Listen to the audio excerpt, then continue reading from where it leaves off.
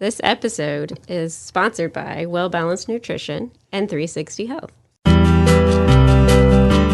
Welcome to the Health Geeks Book Club podcast. Listen in as Kristen Norton and Eleanor Russell review all those great health and wellness books you've been wanting to read or you have read and want to talk about. Here's Kristen and Eleanor.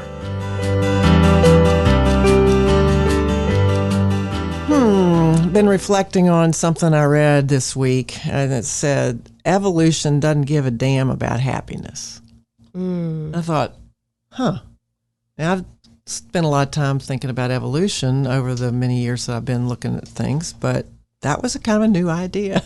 Yeah, evolution just wants us to survive. But I thought that was kind of interesting. Now, where I read that was in this book called The Willpower Instinct: How Self-Control Works, Why It Matters, and What You Can Do to Get More of It. And it's the solution for the chronically slothful. That's what this book is about.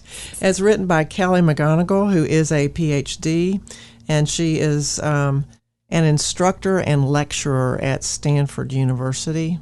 She has a BA in psychology and a BS in mass communication from Boston University, and her book was published in 2012 by Penguin Group.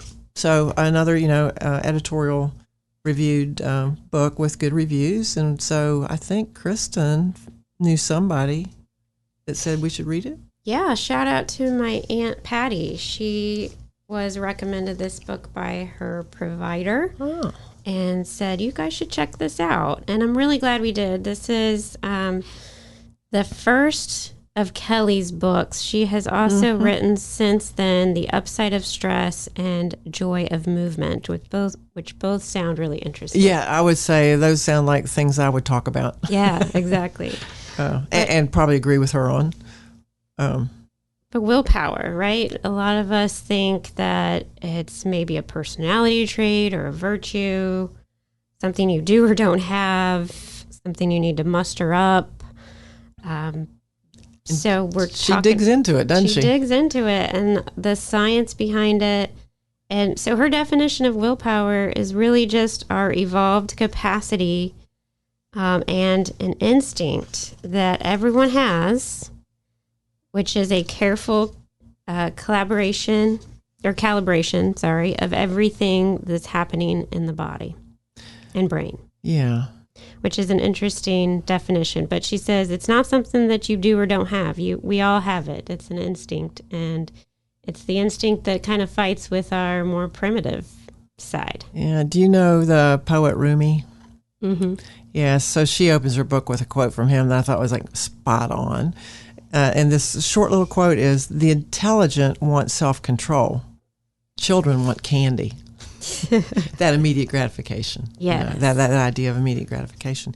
Yeah. And she talks about being a health psychologist, which I think is kind of a new discipline perhaps. And she calls that the science of help or science help. Or anyway, what I'm thinking that is something that's kind of intrigued me called, and I refer to it as tripping. It's transferring research into practice. And so I think that's what she's taken the time in this book to talk about, is some things that we've learned out of research, but she's trying to say, here are some tools you can use if you're struggling with what you want and what you really are getting. Yeah. and how all that's structured. And the neat thing is, it's not only the research that she shares, but since she has taught this class at Stanford, she also, chose the things that really resonated with her students over time and shares their stories of how, because the research can say one thing, but then when you apply it to life, it could not necessarily be as impactful. So I thought it was cool that she shared a lot of her students' stories and what meant the most for them. And I think that makes it readable because as readers, we need to have little stories, and anecdotes help us. But then she backs it up with some stronger data as well, rather than just her students. Yeah. Because that's a small subset of data. But she does talk on TED, and a lot of us like TED Talks. So if this intrigues you, you might look for Kelly McGonigal out there, and she'll talk about stress or the joy of movement. I didn't see one about this particular topic, but it may be out there. And she wants us to become willpower scientists. Yeah, can I share a story? Yes. So I am working with this gal, we'll call her Sarah, and she has an engineer job by day, and she's starting a company by night, so after work. Mm-hmm. So she is very busy, and although she's pursuing her passion, that leads to a lot of exhaustion and some stress. And she recently told me that I've observed that my body wants one thing and my mind wants another. And, we talk about listening to our bodies or whatever, but this is the challenge when we realize that we have this conflict within us. And the book goes into that this is the problem of two minds. Yes. We have a primitive brain that has been around forever. It's the one that wants that instant gratification. I call it the animal brain. It goes off of its senses. It sees it. It wants it. A little bit impulsive, maybe. Impulsive. And then you've got your newly installed self-control system that has evolved to help us learn, have language, be able to make decisions, and be part of a tribe. That's how she a little more described self-control, it. maybe. Self-control. So we have the primitive brain and the self-control system, two different parts of the body, or two different parts of the mind that are often conflicting with each other. Yeah, and anyone that has read what would we call theological texts, something in the spiritual realm, these ancient documents. In the Christian literature, they talk about the angel on one shoulder and the devil on the other shoulder. The one that causes you to do well and the one that causes you to sin. They also talk about practices that can help.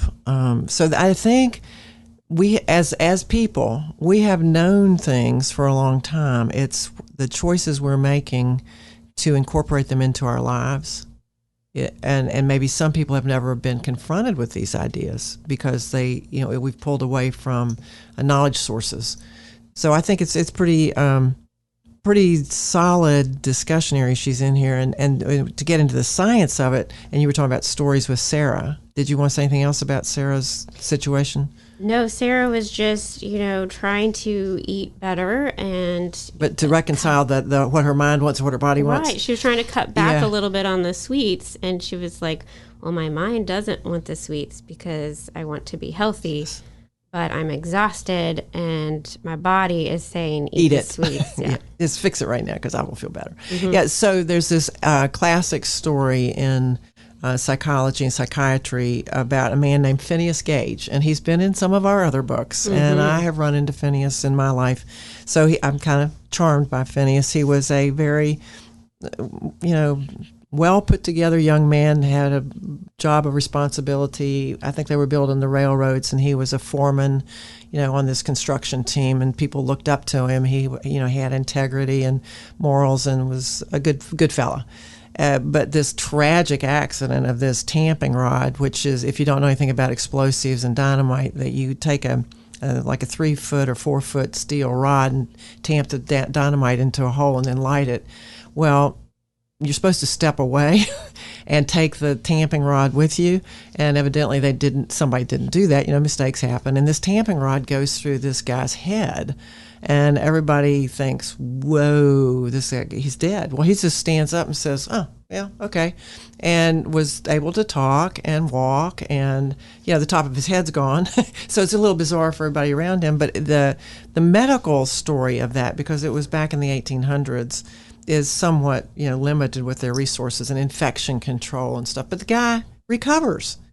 And so the story of Phineas is that you knew who he was before, and then this injury, and now changed his personality. Yeah, he blew out his what you say, newly installed control center, which is called the prefrontal cortex. Or it's the neocortex. Yeah, well, the neocortex is that whole thing that balloons over the brainstem. But that front part where judgment and decision-making and rational thought occurs was like destroyed in this guy.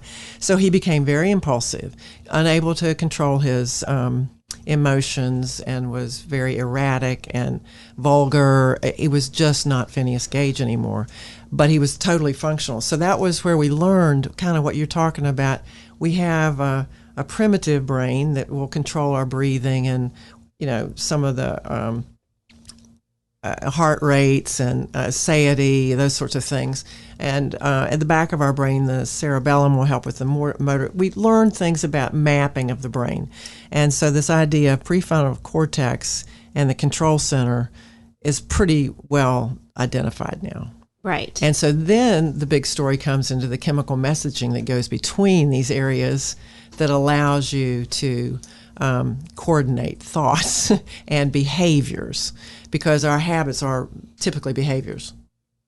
And so the idea of dopamine being a neurotransmitter that once it we have read another book, I don't know if you listened to our review on it, but Atomic Habits, talking about when you build a habit, there's a cue, there's a craving, there's a response, and then there's a reward. And so that dopamine is a chemical that comes out that creates that craving. That when you see the chocolate, like Sarah, your example, she's tired. So by being tired, if you're sleep deprived or if you're terribly distracted, you're kind of severing the connection between that prefrontal cortex and that more primitive area.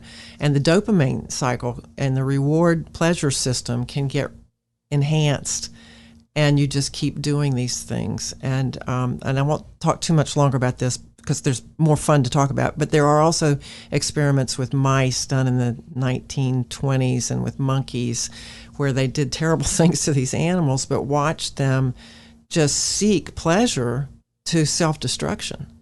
And they were looking at what were the chemicals and what was going on. And they were thinking that these mice would, in the one example, would press these buttons for heroin or some other addictive substance well beyond. They would run across electrical currents and fry their feet to get this stuff. And so when we look at addiction habits, we're looking at the real core chemistry of the brain. What is causing people to seek this pleasure at their own self-destruction? And so now when you talk about willpower, how do you work with those chemical messages and interrupt them and reestablish the better chemical structures? So I thought she did a pretty good job of laying the groundwork for that science underpinnings, and then she talks about ways that we can look at ourselves and make changes and do our own experiments. And this also, you mentioned the habit book we talked about, but before then we talked about Brainwash, which talks about some of the things that disconnects that connection to our self-control and prefrontal cortex. And so she does mention here in this book some of the things that make willpower harder, because that's your prefrontal cortex, but also ways that we can make it stronger, which I thought was fun. We learned that willpower is like a muscle. Yes. And if it fatigues, it can wear out. So you don't want to fatigue it. Yeah. You want to strengthen it. You want to build it. It's like if you're trying to get stronger physically, you wouldn't go lift 100 pounds if that's the first time you've lifted, or whatever. You wouldn't run a marathon for the first time you're running. So that atomic habit thing, start small. Build up. Ease your way into it. And that's what she says with willpower. If you want to strengthen it, start with little things that you can do. And even if so in Atomic Habits, he talks about it's really not the end goal that you should worry about. It's the system that you use to get to the end goal. Yes. I learned some new words in this book. Okay. Yeah. I always like it when I learn new words. I had not run across neuroeconomics. So there are some neuroeconomists who study what the brain does when we make decisions. And I thought, really? That's kind of fun. Okay, so this autopilot, so, most of what we do is subconscious. And a lot of us have seen that iceberg picture when we're talking about why do we do what we do. The iceberg's got a little bit of ice on the top, and there's like 90% of it underwater, and that's where most of our power is coming from, and we're not even aware of it. So what the neuroeconomists are looking at is how self-awareness can then become very critical in what we are doing, our behaviors, and that can interfere with that subconscious drive. And I think maybe what you were going to talk about with within the system is practicing the self-control. The other new word I learned was neuromarketing, which scared the bejesus out of me, but we've talked about it before too, and how we are being manipulated by the marketplace to buy things or to eat things or to look certain ways, and we're not really aware that we're doing it. Yeah, if only neuromarketing could be used to make us better people, that would be great, because those techniques or tactics work really well, but they're not always set up with our health and wellness in mind. Like putting they want your money. They want your money. They want your money, yeah, like putting junk food at the checkout. So there's no money in being a better person. Right. But maybe there is goodwill.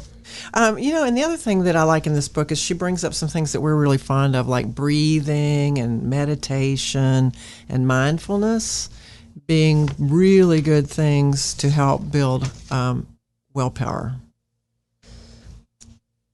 Yeah, I want to share that. In here she says, one study found just 3 hours of meditation improves self-awareness and self-control.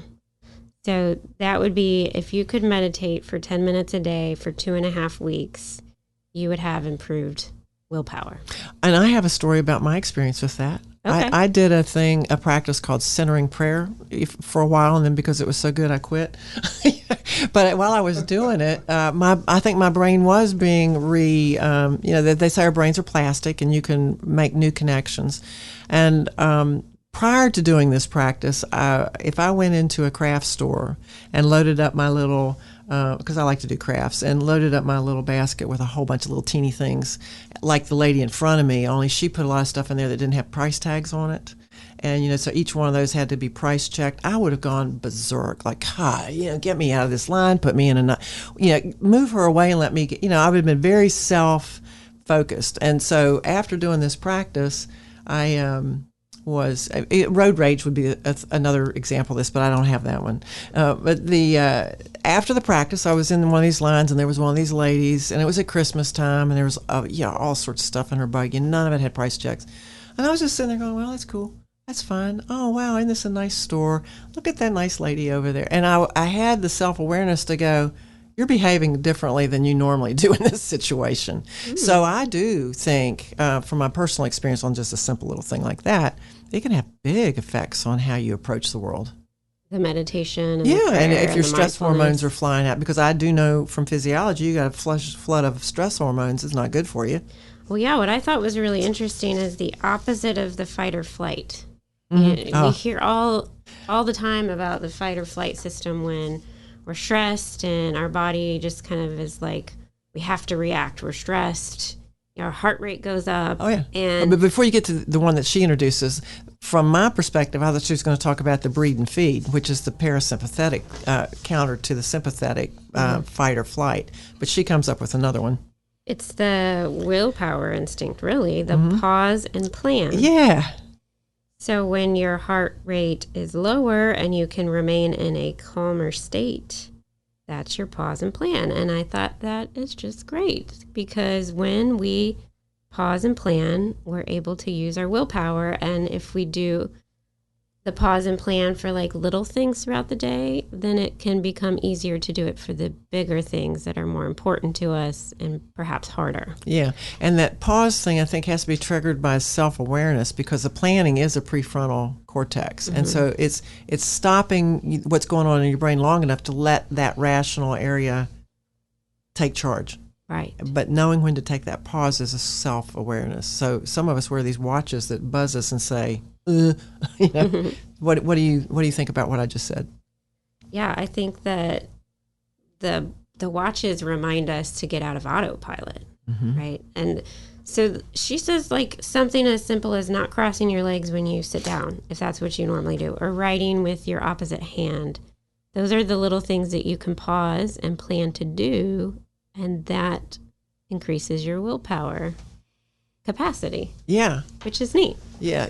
And I think, and this meditation and mindfulness, not news. There are people that over centuries have known that this was a good thing for us. But I'm glad that more of us are hearing about it. Right. What did you think about her discussion on social control of our willpower? I had always heard you're the product of the 5 people closest to you. Mm-hmm. And I think a lot of us may have heard that as well. She reiterates that. Yeah, and it's come up in other books as well. But, if you are more likely to eat unhealthfully if the people around you do so. You're more likely to be in a bigger body and overweight if the people around you are doing so. And then vice versa. If you're around people who are high achievers and going after their goals, then you're more likely to be that way too. Mm-hmm. And how does that tie back to willpower per se? What does she bring? Like you may want to be in a smaller body, but if you're surrounding yourselves with people who don't, it's going to be harder for what the evidence is, water seeks the lowest level, I guess is what you could say. Or if the water rises, all boats rise. So if you're trying to pick up healthier habits, then you don't necessarily have to ditch the people in your life that are important to you, but maybe gain more people who are trying to. And just acknowledge that this is why I'm having trouble. I need a community. We are social animals, and evidently there's something to the fact that if we're in a more positive social context, we will tend to be more positive. Mm-hmm. The power of that is big, and we need to tap into that if we can. And I'll just say that I think, the research in the books we read about talk a lot about overweight and obesity, but I don't think that body shape or size has as much to do with our health as we make it out to be. So spending time around people who have healthier habits, in my opinion, is more important than spending time around people in certain body shapes. I'll just have that. Yeah. And I took a couple of issues with a few little things in the book as well, and then some ideas of why didn't she do this came up for me. On the hyoid bone on page 10, I thought, I don't know if I'm going to read the rest of the book because she was talking about the hyoid bone involved in speech, which it may be because they're muscles that it's the only bone in your body that doesn't articulate with another bone, which makes it really cool. And it's the one, if you crack it, you have a little bit of trouble. It hooks the muscles of your chin to it, and it hooks to the thyroid cartilage of the larynx. So the primary function for it is to help lift the larynx out of the way when you're swallowing. It lifts it up and lets the epiglottis cover your airway and allow food to enter the esophagus. So to me, to bring up the hyoid bone in this conversation was like, oh, why are we doing that? But okay. And it may have a little bit to do with the resonance of the voice. And maybe there's things that I need to learn about that as well. But she made a really flip comment about it, and I thought that could have been left out. So, I had a little tweak on that one. And then I have another one that I'll bring up after I bring up this idea. Back at the very concept of her books, she's saying the willpower challenge. She says, be a willpower scientist. Look at yourself under the microscope. Your self-awareness exercises in every chapter, which are really good. I agree. And then to do a willpower experiment with yourself based on that self-awareness. And those are strategies for improving your self-control. And then she encourages us to make a willpower challenge. And so in that whole thing about willpower, she's saying that when you say, I will do 7 sit-ups before I go to bed. That's an I will statement. Or you can say, I won't watch TV a half hour before I go to bed. That's I won't. And then you can say, I want to be physically fit and able to lift my grandchildren when I'm 80. That's an I will statement. So she helps us formulate our experiments in those language words. But what she's saying is the left side of your prefrontal cortex, or that control center of your brain, is the I will. The right side is the I won't, and then lower in the midline is the I will remember why I am even doing this. Because if you can't remember why you're making yourself contort yourself, it's not going to happen. And I thought that was pretty interesting, the way she kind of teased that all out. And so she was giving some examples about, besides eating, compulsive behaviors like sex, and then one of the things, or sex and eating are big ones, where the chocolate cake's there and you say, oh, what the hell, I'm going to eat the whole thing. What the hell, I'm going to eat the whole thing. And so that when you give up, you're not remembering why you want to do this, or the temptation is so close, you don't have the ability to understand the consequences. And so what always comes up to me as a female is that thing about, unprotected sex and pregnancy. And we have a population of all these kids that, show up because of the moment of the passion and the inability to say, wait, this might not be good 5 years down the road. And I thought that would have been a great example for willpower in here, because that's a tough one that, many, many women struggle with. It's not as much of a challenge for the men because they don't have the responsibility usually of carrying a baby. Right. And I think that is an instinctual, primitive drive that makes it even harder to think about willpower. And sometimes this eating thing can be the same thing. What she's saying is we evolved to eat the sweet, fat foods because we might never find them again. And therefore, you're going to load up on them if you're not stopping yourself and thinking, hey, food is really abundant today. I don't have to eat it all in this moment. I can find some 20 minutes from now. So I thought her examples were really good. So what else do you want to say about it? Well, speaking of food, it's lunchtime, and my blood sugar is starting to drop low, and I really appreciated the part where she talks about the studies that show when your blood sugar is lower, your self-control is turned off. Yeah. And the body, if your blood sugar is low, the body is going to be focused on getting more energy, not your long-term goals. Mm-hmm.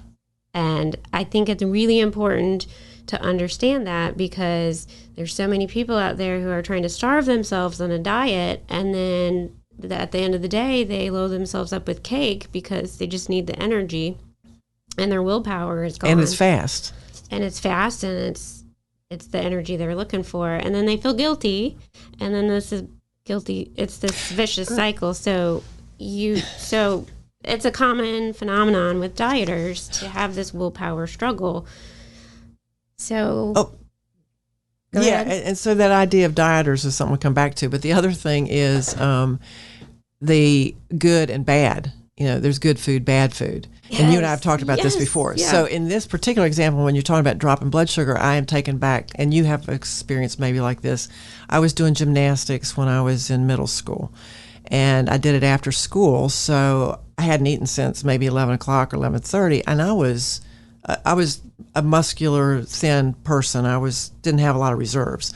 So I was like low sugar, hungry, cranky, and I would go to that candy machine and get a candy bar before the workout, and then I'd have a great workout. I'd go home and I would eat. I mean, that was all that was available at that time, was a candy bar machine.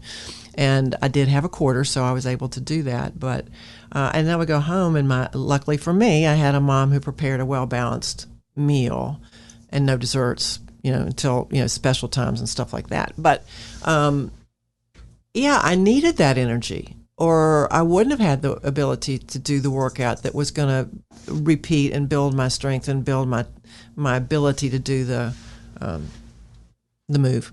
Right, and the good and so it's good. It's okay sometimes. Eat the sugar. You may need it. It will protect you from irrational thought. Right, and getting away from the good and the bad, because this also leads into a couple different things that she said in the book. One is that, when we put a moral value on things, then it gives us an excuse to be bad later. So if we're like, oh, I was really good on my diet, so I deserve this bad. I deserve to be bad now. Yeah. When you just look at it as I'm eating for health, I'm eating for life, and which means you're not dieting, you're eating. You're not dieting. Yeah. Yes. So that thing about being a dieter is like maybe you should just be an eater. And then the other thing about the good and the bad is the white bear. Oh wow, that's fun. Yes. Tell us about the white bear. So there's a white bear experiment where participants were told, whatever you do not think about the white bear. And I think this guy had to sit in a corner until he couldn't think about the white bear. And he never came out of the corner. No, because if you tell your mind to not think about something, it doesn't hear the not. It just hears the white bear part. And it thinks about the white bear. Yes. So don't eat that chocolate cake. Right. Chocolate cake. I'm not going to eat chocolate cake. You say to yourself, I'm not going to eat chocolate. I'm not going to eat chocolate. And your brain just hears chocolate, chocolate, chocolate. And then when you see it, it's gone. Yeah. So this whole experiment teaches us that we can't tell our brains what to not think about. We have to shift to something completely different. So I think she talks about in here that a successful, quote unquote, diet or eating pattern, and that's what we do at Well Balanced Nutrition, is talk about what you can eat and the healthful properties and the joyful properties of eating, rather than focusing on the good or the bad or the things you want to avoid. Yeah, although I'm kind of interested with some elimination experiences, and I do twice a year. I eliminate a whole body of things from my diet and just eat kind of raw, fresh, whole food, which I could do all year long, but I don't think there's any wrong or rights. But what I find is my liver gets a little healthier, and so I was wondering about this sugar thing, because if you are eating so much sugar hidden in your food that you don't know about, I think you do get some of an addiction to that quantity of sugars and expecting sweetness at this higher level that you can train yourself away from. Yeah, you definitely train your taste buds to enjoy the sweetness of natural foods more when you cut out a lot of the processed foods. I think that is a definite change. So I think that's not necessarily, that's more of a physiological thing than just absolutely a willpower strength of mind. So I thought a little bit more of that in here might have been interesting too, but I still think this is a good book. The bias of doing the hard thing, I don't know. If your brain, and taking care of the whole body, making sure you get your sleep, making sure you laugh, making sure you take time to be mindful, that you take a breathing break or a green walk outside. So she does give some really good ideas at the end of this book as well about things that you can do to strengthen your immune system and catch your self-control. And I liked her summary pages. I do too. You were talking about the exercises and the summaries at the end of each chapter. I thought those were really helpful. And she guides you through being your own willpower scientist to see what works for you. And she recommends taking 10 weeks to read the book, which I read it in a weekend, which you can do, but I didn't get the benefit of the experience. And I think that's what she's encouraging you to do, is take this book slower and actually do those exercises, and you will find probably some changes and things you might like to change. There's so much more in this book we can talk about, but maybe we'll have a chit-chat session on that. Okay, good.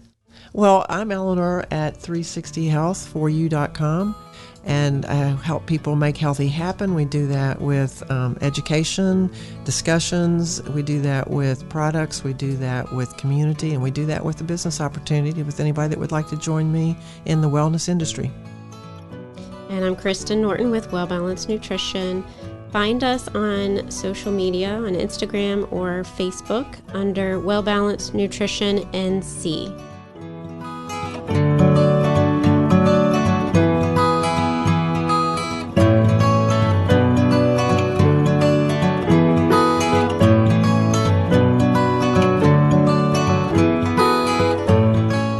views and opinions stated in this podcast are solely those of the contributors and are not necessarily those of our distributors or hosting company. This podcast is copyrighted, and no part can be reproduced without the expressed written consent of Kristen and Eleanor.